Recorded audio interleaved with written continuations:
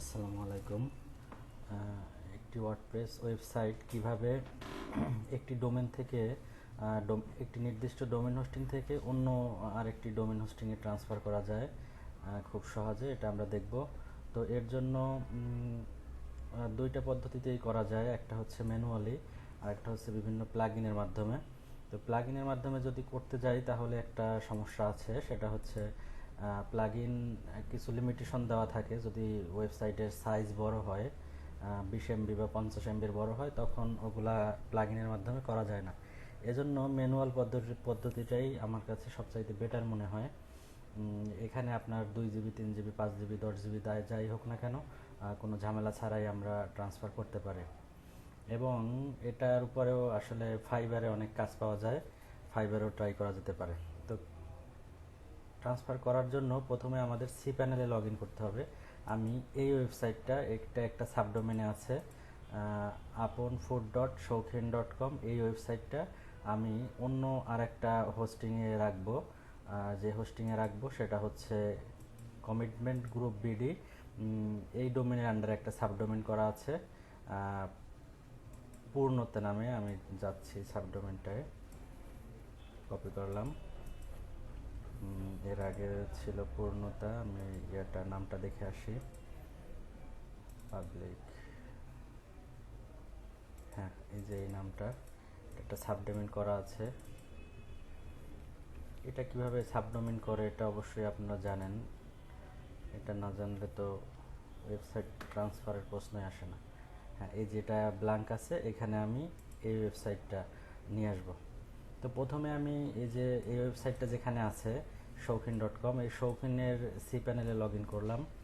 এই যে এটা হচ্ছে shaukin.com এর সি প্যানেল।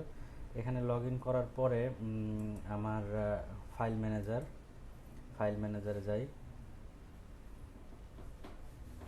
এরপরে সাবডোমেনগুলো এখানে আছে আমার, এই যে আপন ফুড। এই ওয়েবসাইটটার যত ফাইল আমার এখানে আছে, এই ফাইলটার ভেতরে আপন ফুড এর ভেতরে আছে। তো আমাকে যেটা করতে হবে সেটা হচ্ছে প্রথমে এই সবগুলা ফাইল আমাকে এখানে সিলেক্ট করতে হবে। এখানে সিলেক্ট অল আছে, সিলেক্ট করার পরে রাইট বাটন ক্লিক করে কম্প্রেস, এটা আমি জিপ করে নিব। একটা ফাইলে জিপ টিক মার্ক দিব, এরপরে কম্প্রেস ফাইল। জিপ হচ্ছে, আচ্ছা আমার জিপ হয়ে গেছে, আমি এটা ক্লোজ করে দিলাম। এরপরে এই যে প্রথমে যে ফোল্ডারের নামটা ছিল সিজিআই বিন, এই নামে এই জিপটা হয়েছে আমার। এখানে আছে সিজিআই বিন জিপ, কোথায় খুঁজে বের করে। আচ্ছা আমি একটু রিফ্রেশ দিই, এই যে সিজিআই বিন ডট জিপ, তার মানে এইখানে যত ফাইলগুলো আছে সবগুলো জিপ আকারে এই ফাইলটার ভেতরে আছে। এখন জাস্ট কিছুই না, এটা রাইট বাটন ক্লিক করে ডাউনলোড, ওই যে ডাউনলোড হচ্ছে। আমি ভিডিওটা পুশ করে দিলাম, ডাউনলোড হলে আবার আসবো। আচ্ছা আমার ডাউনলোড শেষ। আমি ডাউনলোড কোথায় আছে একটু দেখাই, দিস পিসি ডাউনলোড, এই যে সিজিআই বিন ডট জিপ এটা। এরপরে আমাকে আরেকটা কাজ করতে হবে, সেটা হচ্ছে এখান থেকে আমাকে ডাটাবেজের নামটা একটু চেক করে নিতে হবে। তার জন্য wp-config.php, রাইট বাটন ক্লিক করে এডিট,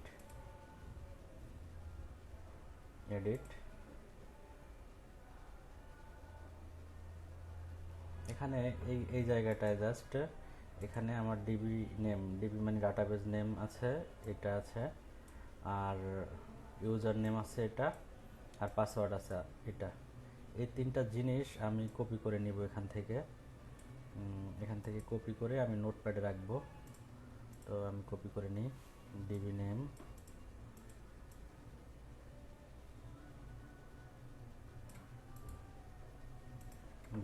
কপি করে নিলাম,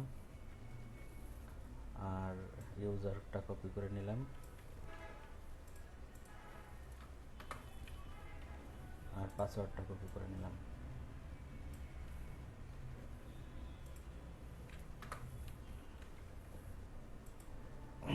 এখানে আপাতত কোনো কাজ নেই, আমি এটা ক্লোজ করে দিলাম।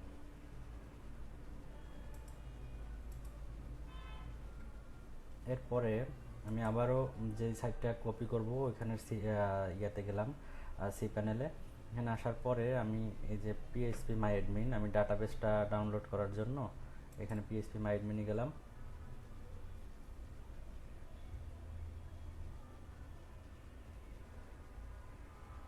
এখন এখানে অনেকগুলো ডাটাবেজ আছে, আমি কোন ডাটাবেসটা আসলে ডাউনলোড করব, এই একটু আগে যে আমি ডাটাবেজ নামটা দেখে আসলাম ওখান থেকে, ডাটাবেজ নেম ওই সাইটের জন্য ছিল WP 827, এই যে WP 827, এই যে এই ডাটাবেসটা আমি ডাউনলোড করব। তো ডাটাবেজে ক্লিক করার পরে এখানে অনেক টেবিল আছে, এগুলো কিছু দেখার দরকার নাই, কোথাও হাত দেওয়ার দরকার নাই, জাস্ট এক্সপোর্টে একটা ক্লিক করলাম। এখানে কোনো কিছু যেভাবে আছে ডিফল্ট এভাবেই গো। এই যে এখানে আমার ডাউনলোড হয়ে গেছে অলরেডি। তাহলে এই জায়গার কাজ আপাতত শেষ, এতটুকু আমাদের একটা স্টেপ খুব সুন্দরভাবে কমপ্লিট হলো। এরপরে আমরা যেখানে আপলোড করব, যেখানে আমরা নিব, ওই সাইটের সি প্যানেলে যাইতে হবে। তো সি প্যানেলে চলে আসলাম। এখানে ফাইল ম্যানেজার, আমি আগেই অলরেডি একটা সাবডোমেন ক্রিয়েট করে রাখছি, আমি সাবডোমেনে চলে যাচ্ছি। এখানে এই জায়গাটায় আমি আনবো। তো এখানে ওই যে জিপটা ডাউনলোড করলাম ও সাইটের, ওইটা আপলোড করে দিতে হবে। আপলোড, সিলেক্ট ফাইল, এই যে এই ফাইলটা আমি ডাউনলোড করছিলাম তখন, এটা আমি আপলোড করে দিলাম।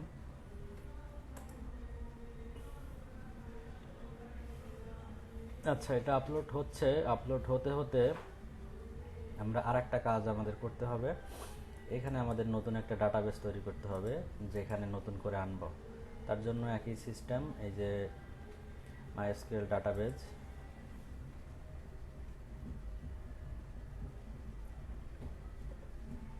এখানে আমি ডাটাবেজের একটা নাম দিলাম, আমি বোঝার জন্য যে সাবডোমেনের যে নামটা আছে পূর্ণতা, এইটার নামেই আমি একটা ডাটাবেস করি। এইখানে যে ডিফল্ট এই রকমের নাম, এইটার নামই দিতে হবে, এটা বিষয় না, জাস্ট আমি বোঝার জন্য, পরে যাতে ঝামেলা না হয় অনেকগুলো ডাটাবেস থাকলে এজন্য। কিন্তু অন্য নামে ডাটাবেস দিলেও কিন্তু একই কথা, এটার নামের কোনো বিষয় নেই। আমি সেম নামে দিলাম বোঝার সুবিধার্থে, ক্রিয়েট ডাটাবেজ, ব্যাক। তো ডাটাবেজের জন্য তো একজন ইউজার দরকার, ডাটাবেসটা ইউজ কে করবে, এজন্য আমাকে একজন ইউজার ক্রিয়েট করতে হবে। এই যে অ্যাড ইউজার, একটু নিচে আসলেই আমি এটাও সেম নামে ইউজার করব আমার বোঝার সুবিধার জন্য। আর একটা পাসওয়ার্ড জেনারেট করে নিই, কপি করলাম, I have copied, use this password. আমি এখানে সেম নামে একটা ইউজার ক্রিয়েট করতেছি এবং পাসওয়ার্ড জেনারেট করেছি, কপিও করেছি। পাসওয়ার্ডটা আমি এখানে রেখে দিই। ডাটা আসলে সেভ করে রাখা খুবই গুরুত্বপূর্ণ। আমি ক্রিয়েট ইউজার দিলাম,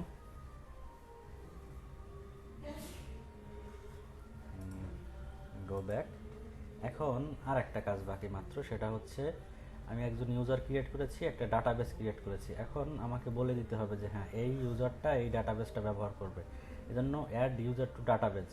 তো আমি এখানে এসে এই কমিট, এই যে ডাটাবেসটা ক্রিয়েট করলাম ইউজারটা, এই ইউজারটা আমার এই ডাটাবেসটা ব্যবহার করবে, আমি জাস্ট দেখাই দিলাম এবং অ্যাড। এরপরে কিছু প্রিভিলেজ চাইবে যে কী কী করতে পারবে, তো এত কিছু পড়ার দরকার নাই, অল প্রিভিলেজ আমি দিয়ে দিলাম, মেক চেঞ্জ। আমি এই ইউজার নেমটা আবার কপি করি, আমার পরবর্তীতে কাজে লাগবে। কপি, এই যে এখানে আমি নোটপ্যাডে রাখছিলাম, রেখে দিলাম। এখন এখানে কিন্তু আমার আপলোড কমপ্লিট হয়নি, নেট স্পিডের উপরে এটা ডিপেন্ড করে। আমার মোটামুটি নেট স্পিড একটু স্লো, আপলোড হচ্ছে, আমি ভিডিওটা পুশ করে দিচ্ছি, এটা কমপ্লিট হলে আবার আসতেছে। আচ্ছা, আমাদের এখানে ফাইলটা আপলোড কমপ্লিট হয়ে গেছে। তো এরপরে আমি এখান থেকে গো টু হোম পাবলিক, আমি এখানে চলে যাচ্ছি, মানে আমার সি প্যানেলে চলে যাচ্ছি। এখানে এই যে আপলোড হয়েছে, আমি একটু রিফ্রেশ দিই, এই ফাইলটা আপলোড করেছি। এখন এটা জিপ অবস্থায় আছে, এটা আনজিপ করতে হবে। রাইট বাটন ক্লিক করে এক্সট্রাক্ট ফাইল।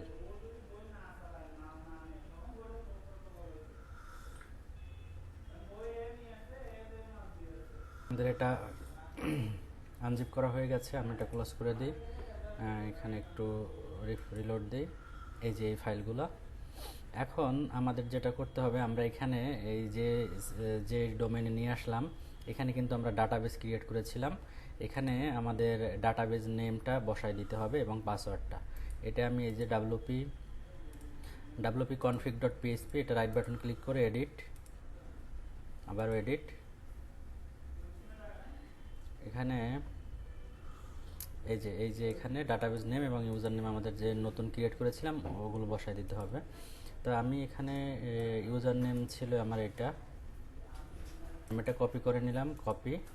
এই যে এখানে ডিবি ইউজার আমি এখানে বসাই দেব, DB user name, DB name, database name এখানে বসাই দিলাম।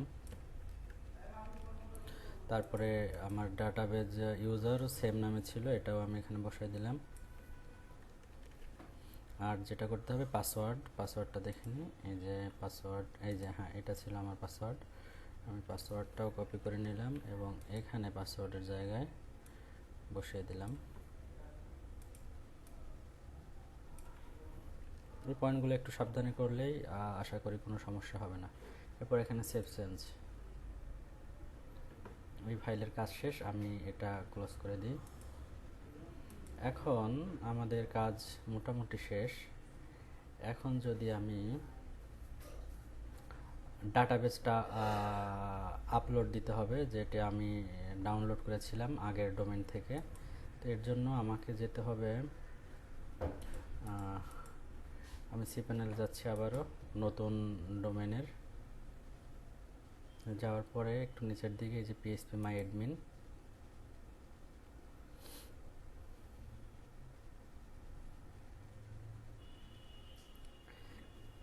এখানে আমি এই ডাটাবেসটা ক্রিয়েট করেছিলাম। এই যে commit/পূর্ণতা, আমি এটা ক্লিক করলাম। এরপরে তখন আমরা ওইখান থেকে আগের সাইট থেকে এক্সপোর্ট করেছিলাম, এখানে আমাদের করতে হবে ইম্পোর্ট। খুবই সোজা। আমি এটা সিলেক্ট করার পরে এখানে ইম্পোর্টে ক্লিক করলাম। এখানে চুজ ফাইল, আমি ফাইলটা দেখাই দিব। এটা হচ্ছে আমার এখানে আছে, এই যে সম্ভবত দুইবার ডাউনলোড হয়েছে, এই জন্য দুই টাইমে আমি একটা ডিলিট করে দিচ্ছি। এই ফাইলটা ওপেন, এই কিন্তু ফাইল সিলেক্ট হয়ে গেছে। এরপরে এখানে গো,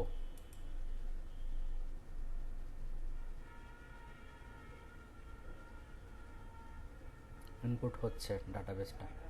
আচ্ছা, আমার ডাটাবেস ইনপুট ক্লিয়ার, এখানে কাজ শেষ। এরপরে এখানে আর একটা কাজ আছে, এটা খুবই ইম্পর্ট্যান্ট। সেটা যদি করা না হয় তাহলে কি হয় আমি দেখাই। মানে লিঙ্কটা চেঞ্জ করতে হবে। যদি এখন আমার কাজ কিন্তু শেষ, এখন যদি আমি সাইটটা রিলোড দিই, আমি কিন্তু এইখানে নিয়ে আসছিলাম, হ্যাঁ, ওই purnota.commitmentgroupbd.com এইখানে নিয়ে আসছিলাম। তো এখন যদি এখানে আমি রিলোড দেই তাহলে কি ঘটে দেখেন। এখানে আমি রিলোড দিলাম,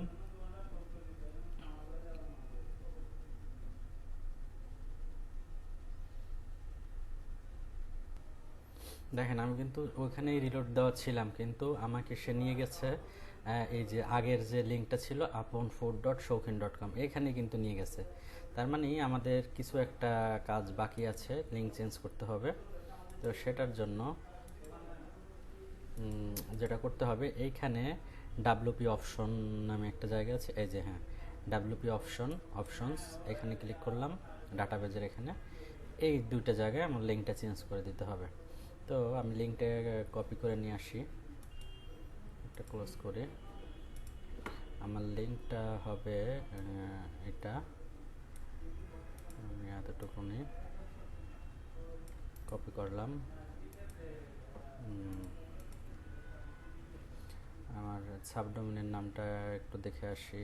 আচ্ছা, আমি লিঙ্কটা কপি করে নিয়ে আসছি। আমার বর্তমান লিঙ্ক হচ্ছে, সরি, এখানে ডাব্লিউপি অপশনস ক্লিক করলাম। এখানে এই যে লিঙ্কটা,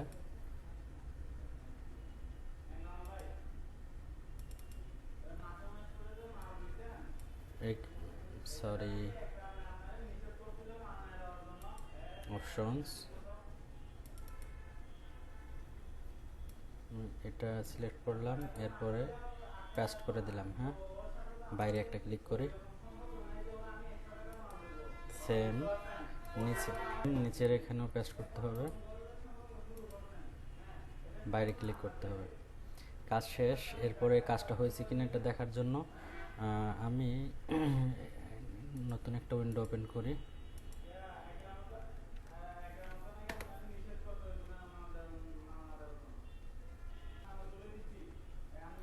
হ্যাঁ, আমাদের কাজটা সাকসেসফুল হয়েছে। এই যে এখন আমাদের লিঙ্ক হচ্ছে এটা।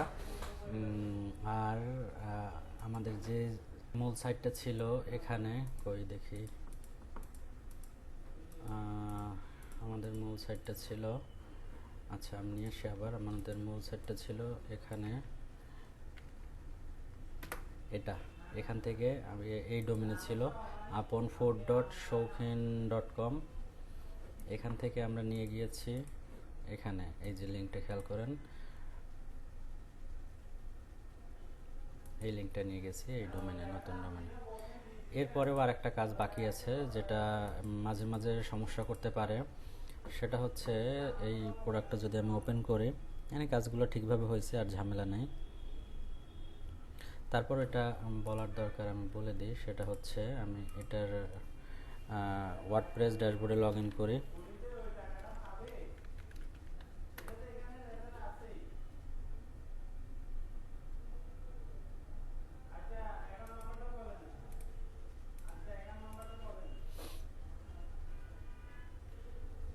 এখানে সেটিংয়ে এসে পারমালিঙ্ক, যদি লিঙ্ক ঠিকভাবে কাজ না করে তাহলে এই কাজটা অবশ্যই করবেন, তাহলে সব কিছু ঠিকভাবে কাজ করবে। এখানে যেটাই দেয়া থাক অন্য আর একটা দিতে হবে, দিয়ে সেভ করার পরে এবার আপনার ইচ্ছা মতো যেটাই দিতে চান। আমি এখানে পোস্ট নেম দেওয়া ছিল, এটাই দিতে যাচ্ছি, পোস্ট নেমে দিলাম, এরপরে সেভ। কাজ শেষ। এখন একেবারে আমাদের 100% কাজ শেষ। এখানে আর একটা কথা মনে রাখতে হবে, আপনার ওয়ার্ডপ্রেস ড্যাশবোর্ডের যে অ্যাডমিন ইউজার নেম এবং পাসওয়ার্ড ছিল, সেই একই পাসওয়ার্ড দিয়ে আপনি নতুন ট্রান্সফারকৃত সাইটের ওয়ার্ডপ্রেস ড্যাশবোর্ডে প্রবেশ করতে পারবেন। এরপরের ইনশাল্লাহ দেখানোর চেষ্টা করব প্লাগইনের মাধ্যমে কিভাবে খুব সহজে একটি ওয়েবসাইট এক ডোমেন হোস্টিং থেকে অন্য ডোমেন হোস্টিংয়ে ট্রান্সফার করা যায়। আসসালামু আলাইকুম ওয়া রাহমাতুল্লাহ।